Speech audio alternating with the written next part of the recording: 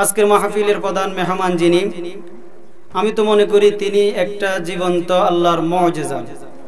কারণ গত জুমায় আমি বলেছিলাম হুজুরের গলা থেকে নাভি পর্যন্ত পুরাটাই কাটা। এরকম অসুস্থ শরীর নিয়ে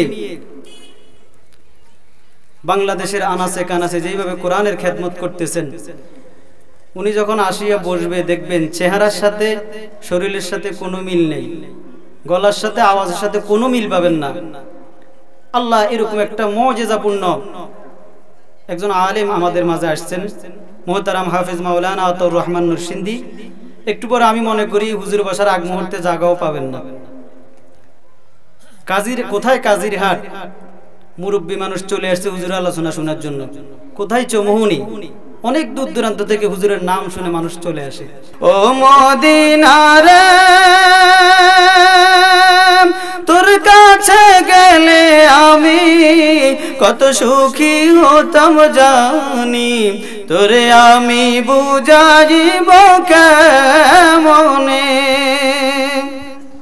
রওজা মোবারক গিয়ে নবীজিকে সালাম দিয়ে, রওজা মোবারক গিয়ে নবীজিকে সালাম দিয়ে বলিতাম মনের বাসনা।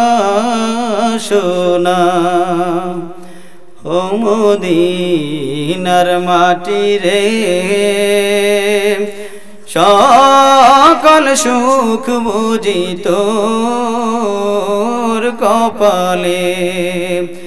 ও মদিনার মাটি রে সকল সুখ বুঝি তোর কপালে। ও মদিনার মাটি রে সকল সুখ বুঝি তোর কপালে। আমি নতুন বক্তা না পুরান বক্তা কোন তো আপনারা? কয় বছরের পুরান? 33 বছর। 33 বছর।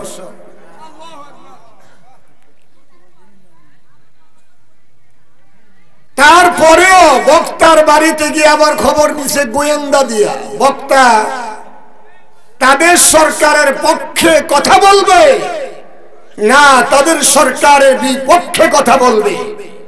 সে গোয়েন্দার রিপোর্ট থানায় জমা দেওয়ার পরে ওসি সাহেব কাগজে সই করে বলছে যান মাহফিল চলান। অর্থাৎ যে বক্তা দাওয়াত দিছিল আদামরা বক্তা, কথা কয় না, এই আদামরাই আমগর বিরুদ্ধে কিছু কইতো না। যেটা বক্তা দাওয়াত দিলি তাদের মাথা গরম হয়ে গেছে।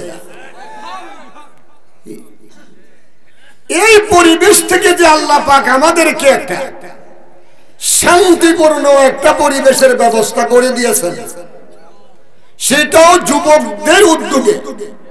ছাত্ররা যুবক, কথা কয় না।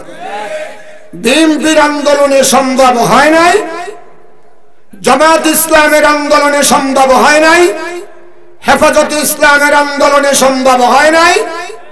সর্বশেষ ক্ষুদ্র একটা কুডা সংস্কারকে কেন্দ্র করে সামান্যতম ছাত্রদের আন্দোলনের দ্বারা আল্লাহ তাআলা তাদেরকে নেস্তেনাবুদ করে দিয়েছে। ঠিক না বেঠি? 33 বছরের বয়ান তো কোনো দিক থেকে গুছানো যায় না। একদিকে গেলে ঘন্টার পরে ঘন্টা চলে যায়।